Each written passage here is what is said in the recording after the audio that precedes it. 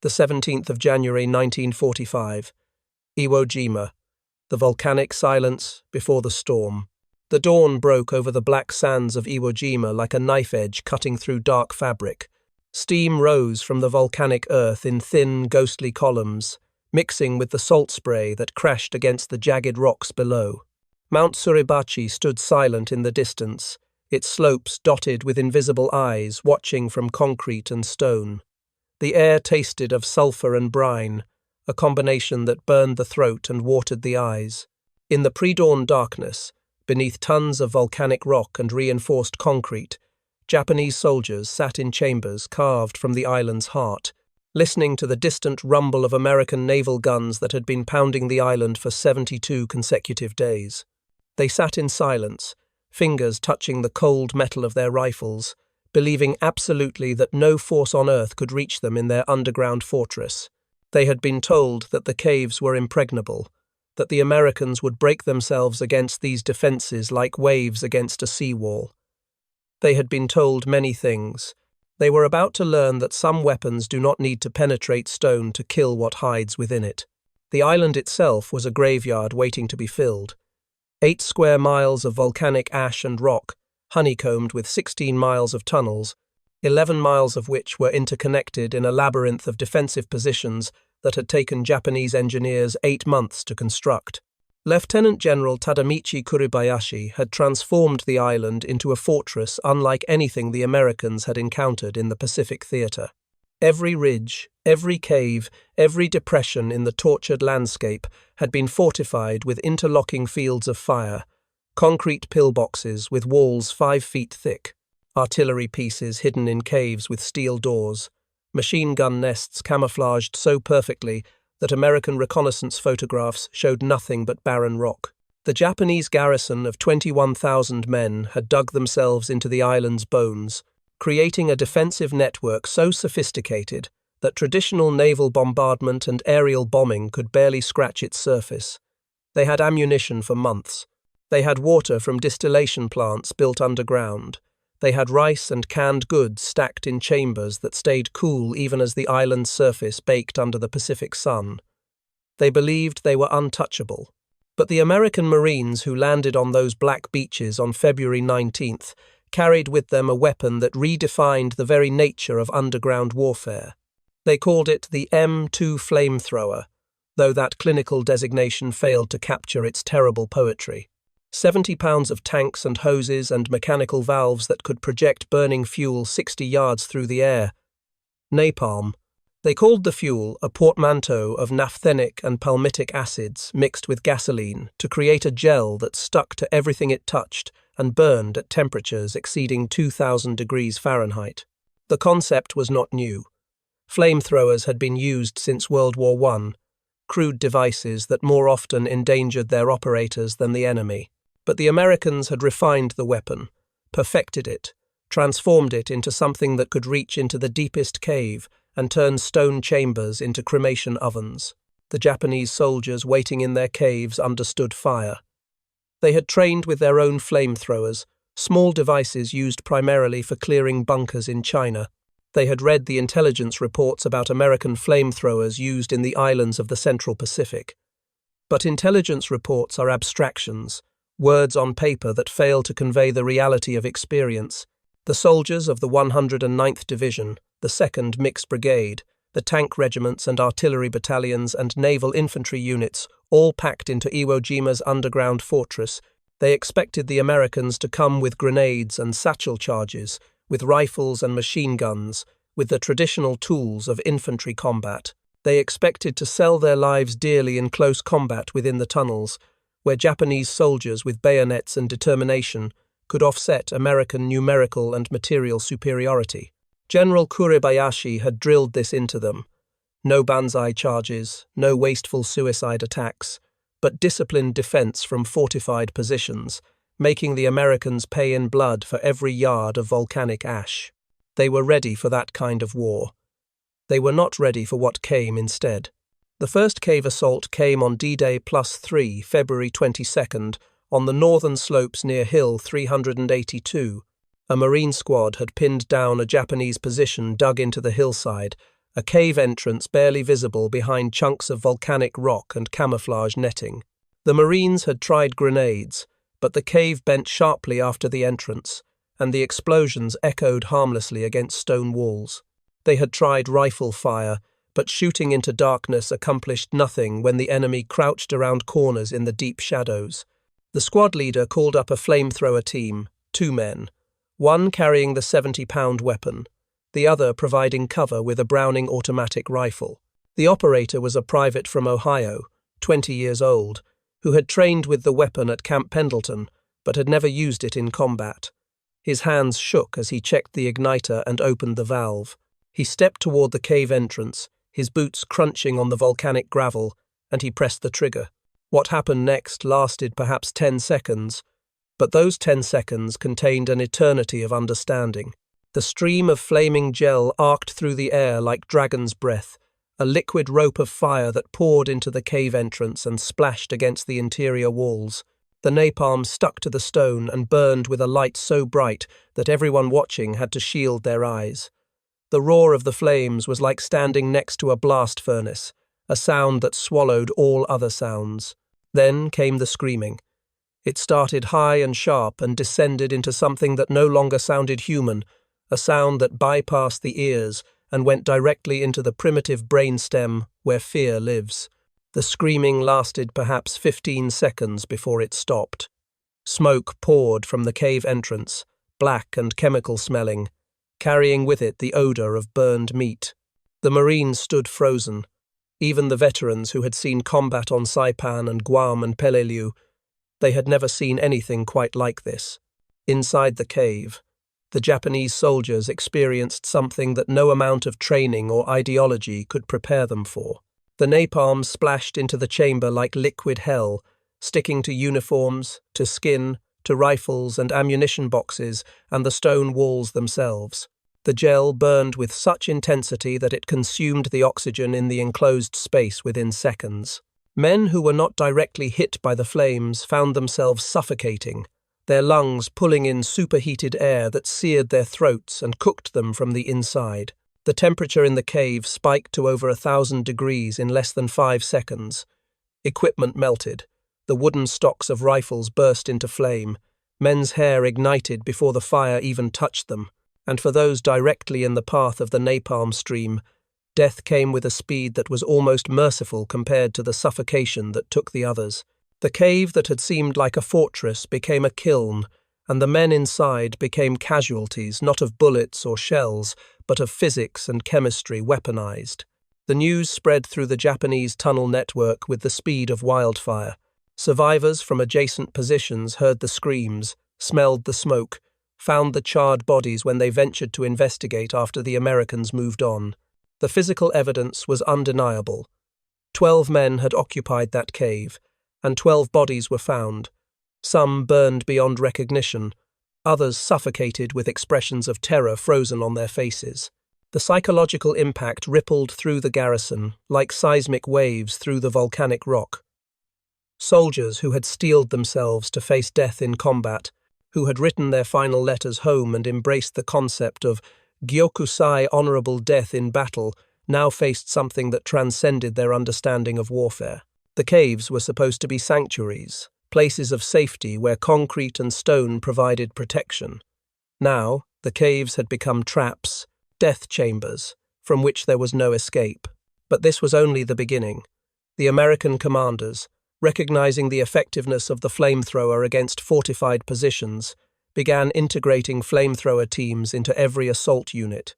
By the end of the first week of fighting, the Marines had established a systematic approach to cave clearing that combined tanks, demolitions, and flamethrowers in a coordinated sequence that the Japanese defenders found impossible to counter.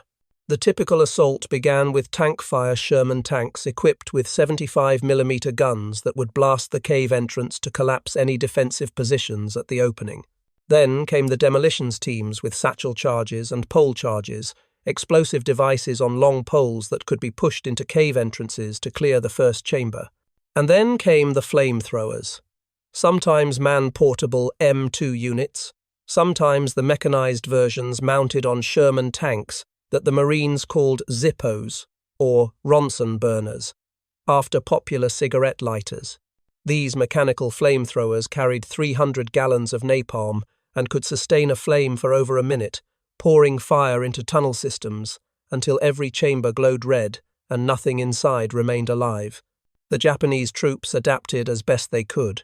They posted sentries at cave entrances, with orders to shoot flamethrower operators on sight, recognizing that killing the operator before he could fire was the only effective defense. They dug deeper tunnels, hoping that distance from the entrance would provide safety. They installed steel doors salvaged from ships, thinking that metal barriers would stop the flames. But the Americans adapted faster. Flamethrower operators learned to work in pairs, one providing suppressive fire while the other advanced. Engineers developed techniques for pumping napalm through small holes drilled into cave roofs, bypassing the fortified entrances entirely. The armored flamethrower tanks proved nearly invincible to small arms fire, rolling up to cave entrances with impunity and pouring hundreds of gallons of burning gel into the darkness.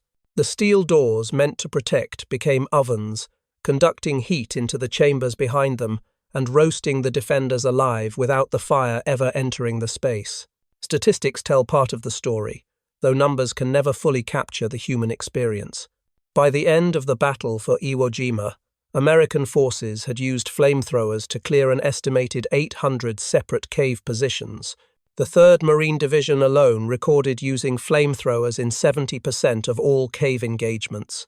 Marine flamethrower operators suffered a casualty rate of 92%, the highest of any military specialty in World War II, because Japanese soldiers recognized the weapon's threat and targeted its operators with desperate pursuit.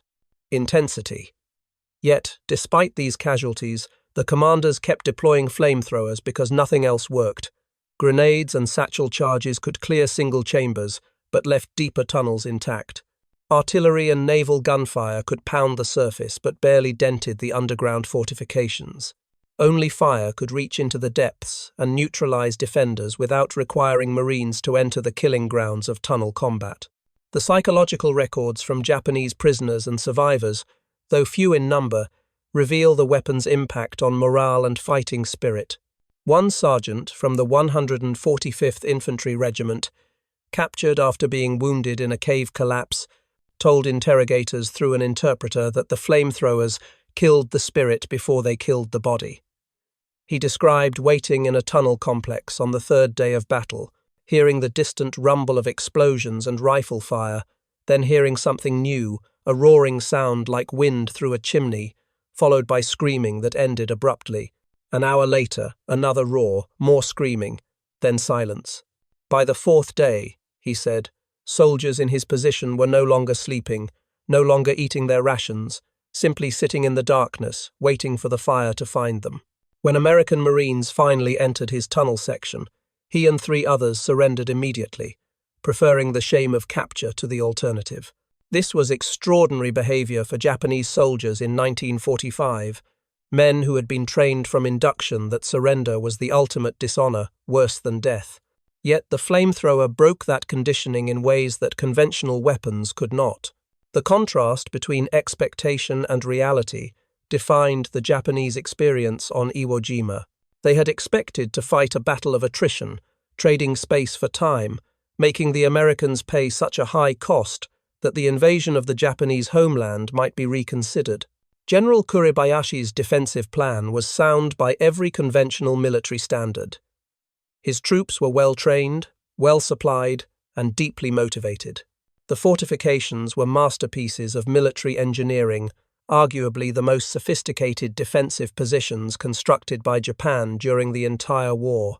Intelligence estimates had predicted that the Americans would need 2 weeks to secure the island at a cost of perhaps 10,000 casualties. The Japanese garrison expected to hold out for at least a month, possibly 2, killing 5 Americans for every Japanese soldier lost. These expectations were based on experience from previous island battles, on rational analysis of terrain and forces, on the proven effectiveness of fortified defensive positions against attacking infantry.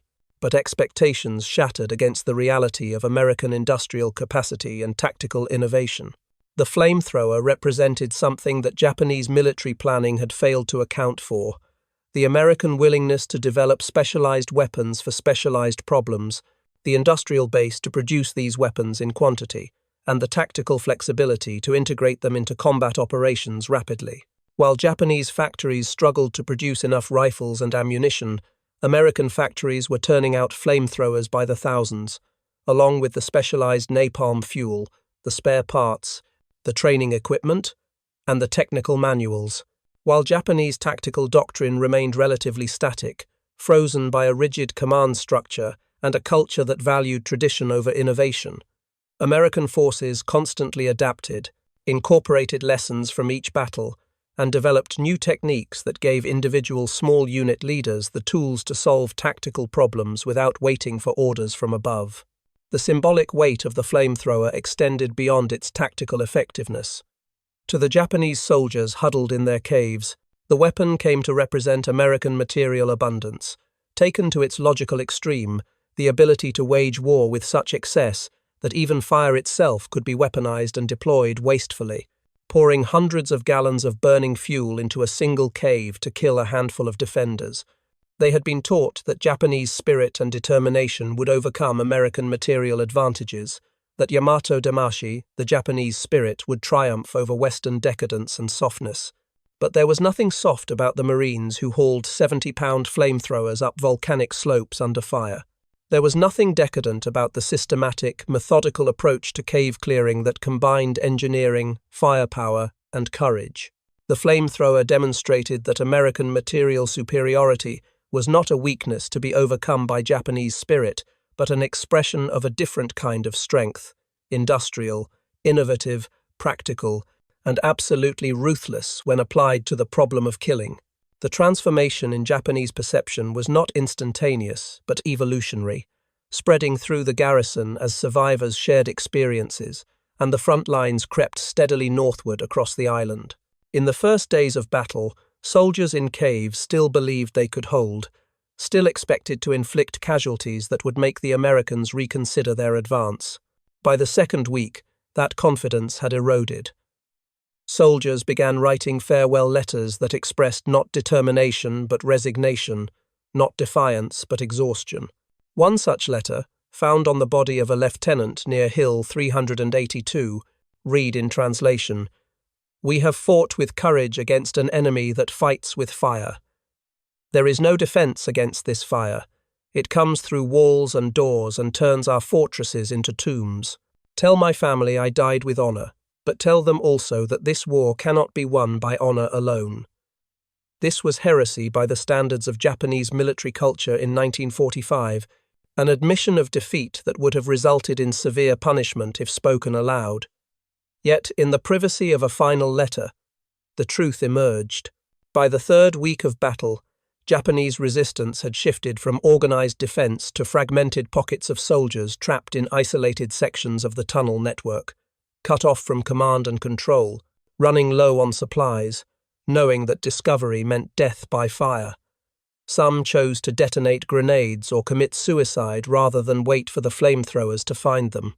Others attempted desperate breakouts at night, abandoning their fortified positions to charge American lines in small groups, seeking death in open combat rather than burning in the dark. These were not the calculated defensive tactics that General Kuribayashi had planned. This was desperation born of psychological collapse, the result of facing a weapon that turned fortresses into death traps and offered no honorable means of resistance. The American Marines who operated the flamethrowers carried their own burdens. The weapon was heavy, cumbersome, and required the operator to close to within 60 yards of the target, often much closer in practice. The fuel tanks on their backs made them priority targets, and Japanese soldiers quickly learned that a bullet striking a fuel tank would turn the operator into a human torch. The life expectancy of a flamethrower operator in combat on Iwo Jima averaged 9 minutes during active engagements. 9 minutes. Men volunteered for the duty anyway, not because they were unaware of the danger, but because they understood the alternative. Sending their fellow Marines into tunnels with nothing but rifles and grenades meant higher casualties for everyone. The flamethrower saved Marine lives by taking Japanese lives efficiently and terribly. This was the calculus of war, stripped of romanticism and reduced to its essential mathematics. The operators also carried the psychological weight of the weapon's effects. Unlike shooting an enemy at a distance with a rifle, using a flamethrower meant watching men burn, hearing their screams, smelling the distinctive odor of burning flesh that clung to uniforms and equipment for days afterward. Some operators spoke later of nightmares, of seeing faces in the flames, of hearing screams in quiet moments. The Corps provided no psychological support for these men. The concept of combat trauma was poorly understood in 1945, often dismissed as weakness or cowardice. So the flamethrower operators carried their experiences silently, locked away in the same mental compartments where they stored all the other horrors of combat, and continued to do their jobs because the mission required it and their comrades depended on it. The technical evolution of flamethrower tactics during the Iwo Jima battle demonstrated American military innovation in real time. In the first week, operators approached caves directly, often suffering casualties from Japanese fire before they could discharge their weapons. By the second week, engineers had developed techniques using explosives to breach walls and create new entry points, allowing flamethrower operators to attack from unexpected angles. By the third week, coordinated teams combined flamethrowers with smoke grenades and suppressive fire in carefully choreographed sequences that minimized exposure and maximized effectiveness. The armored flamethrower tanks proved particularly effective against larger cave complexes, able to withstand machine gun and rifle fire while positioning themselves directly at cave entrances. The tanks would fire their main guns first to collapse any defensive positions, then switch to the flamethrower to pour fire deep into the tunnel systems. Japanese defenders had no effective counter to this approach. Anti-tank weapons were in short supply, and even when they managed to disable a tank, another would take its place. Historical documents from the Japanese side, recovered after the war, reveal the weapon's strategic impact on command decisions. General Kuribayashi's final messages to Tokyo, sent via radio before American forces overran his command post, referenced the flamethrowers specifically as a factor that had degraded defensive effectiveness beyond initial calculations. In a message dated March 15th, he reported that enemy fire weapons have proven extremely effective against fortified positions, resulting in higher-than-expected casualties and reduced combat effectiveness among surviving personnel. This bureaucratic language concealed a desperate situation. By mid-March, the elaborate tunnel network that was supposed to make Iwo Jima impregnable had become a liability, trapping Japanese soldiers in positions where they could not maneuver, could not retreat, and could not defend effectively against a weapon that required no accuracy, only persistence. The symbolic nature of fire itself carried cultural significance that transcended mere tactical considerations. In Japanese culture, fire held complex meanings: purification, destruction, transformation. The Buddhist traditions that influenced Japanese spiritual life viewed fire as both creative and destructive, a force that could cleanse but also consume. For soldiers raised in this cultural context, being burned alive in a cave represented not just death, but a particular kind of death that violated cultural expectations of how warriors should die. The samurai tradition emphasized death in open combat, facing one's enemy directly, not death by suffocation in darkness, while flames consumed the oxygen around you. The flamethrower denied even the possibility of a good death by traditional standards, turning the act of dying into something chaotic, painful, and stripped of meaning. Yet even in the face of such overwhelming tactical and psychological pressure, some Japanese soldiers continued to resist with remarkable tenacity. Isolated groups held out in sealed sections of the tunnel network for weeks after organized resistance collapsed, surviving on limited rations and increasingly contaminated water, knowing they faced inevitable death but refusing to surrender. These holdouts were eventually located through systematic searches, often involving engineers who would drill holes into tunnel sections and pump in smoke or tear gas to force defenders out, where they would either surrender or be killed by waiting Marines. Some sections were simply sealed with explosives and bulldozers, entombing the defenders alive rather than risking Marine casualties to clear them. The cold efficiency of these operations demonstrated how thoroughly the battle had stripped away any pretense of honor or glory, reducing combat to its most fundamental equation, eliminating the enemy's ability to fight with minimal risk to one's own forces. The battle for Iwo Jima ended officially on March 26, 1945, 36 days after the initial landings. American casualties exceeded 26,000, including nearly 7,000 dead, the highest casualty rate relative to troops committed of any battle in Marine Corps history. Japanese casualties approached 21,000, with fewer than 200 prisoners taken out of a garrison of more than 20,000 men, a testament to the intensity of resistance and the lethality of the combat. Among the American casualties, flamethrower operators and assault engineers suffered disproportionately. Their casualty rates double or triple those of regular infantry, yet their weapons had proven indispensable. Post-battle analysis concluded that without flamethrowers, the battle would have lasted months longer and cost tens of thousands of additional American casualties.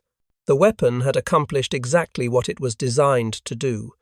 It had made impregnable fortifications vulnerable. It had neutralized defenders in positions where conventional weapons could not reach them, and it had broken the psychological will of soldiers who had been prepared to fight to the death. The lessons learned on Iwo Jima's volcanic slopes influenced American planning for the invasion of the Japanese home islands, an operation that would ultimately be rendered unnecessary by the atomic bombings of Hiroshima and Nagasaki. But in the spring of 1945, before those weapons existed in operational form, American military planners projected that an invasion of Japan would require extensive use of flamethrowers against fortified positions on a scale that dwarfed Iwo Jima. Factories increased production of both man-portable and mechanized flamethrowers. Training programs expanded to prepare thousands of operators for the anticipated assault. Chemical plants worked to stockpile millions of gallons of napalm. The entire industrial and military apparatus of the United States oriented itself toward perfecting the means of projecting fire into fortified positions, because experience had proven this to be the most effective method of neutralizing determined defenders in prepared positions. From the Japanese perspective, the knowledge that the Americans possessed such weapons in quantity and had demonstrated the will to use them systematically contributed to the strategic calculations that followed. Japanese military planners preparing for homeland defense understood that the tunnel and cave defenses they were constructing throughout the home islands would face an enemy armed with weapons that had already proven their effectiveness. The psychological impact of this knowledge, the understanding that fortifications offered no safety, that hiding underground meant being burned alive rather than killed in combat cannot be quantified, but must have weighed on military and civilian planners alike. In this sense, the flamethrowers of Iwo Jima cast a shadow that extended far beyond that volcanic island, influencing strategic decisions and contributing to the atmosphere of desperation that characterized the final months of the Pacific War. The physical evidence of the flamethrowers' use remained visible on Iwo Jima for decades after the battle. Cave entrances showed characteristic scorch marks and smoke staining that penetrated deep into the volcanic rock. The tunnels themselves, when explored by historians and veterans in later years, revealed walls blackened by soot, areas where heat had actually changed the molecular structure of the volcanic stone, creating glazed surfaces where the rock had partially melted. Personal effects found in sealed sections of tunnels, rifles, helmets, canteens showed heat damage consistent with exposure to extreme temperatures, and occasionally, in the deepest recesses that had been sealed rather than cleared, human remains were discovered that bore silent witness to the weapon's effects.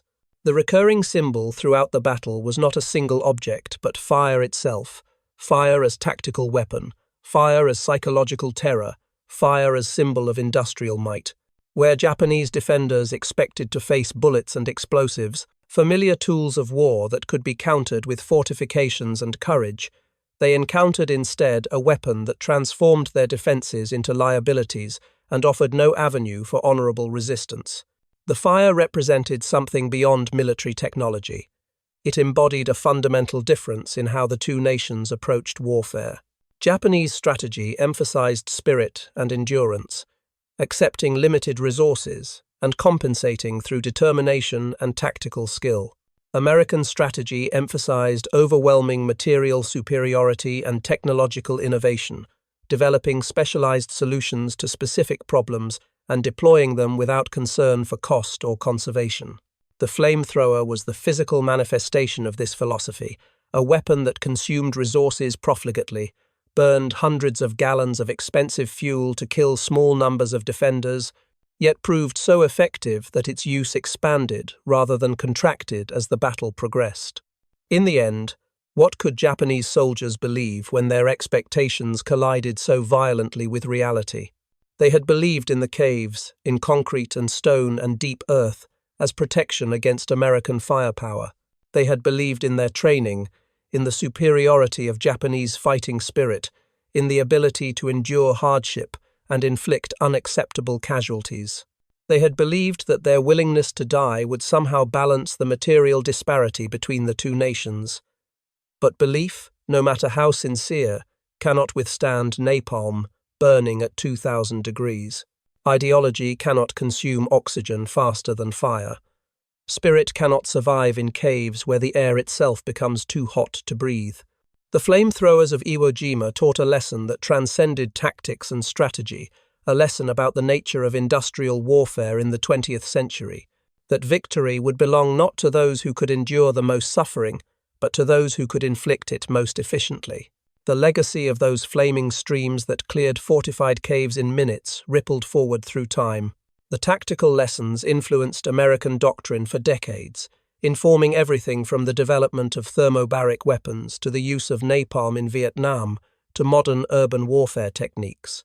The psychological lessons proved equally enduring: the understanding that no fortification provides absolute protection, that every defensive advantage can be countered by technological innovation, that the psychological impact of certain weapons can equal or exceed their physical destructiveness.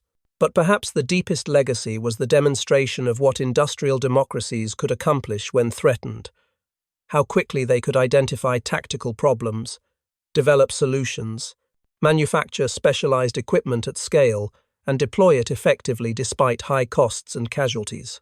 This was the truth that Japanese soldiers in those caves learned in the final moments of their lives, that they faced not just a better-equipped army, but a fundamentally different kind of military power, one that married material abundance with tactical flexibility in ways that their own rigid, resource-constrained system could not match. The black sands of Iwo Jima remain marked by that battle, though the years have softened the scars and reclaimed the fortifications.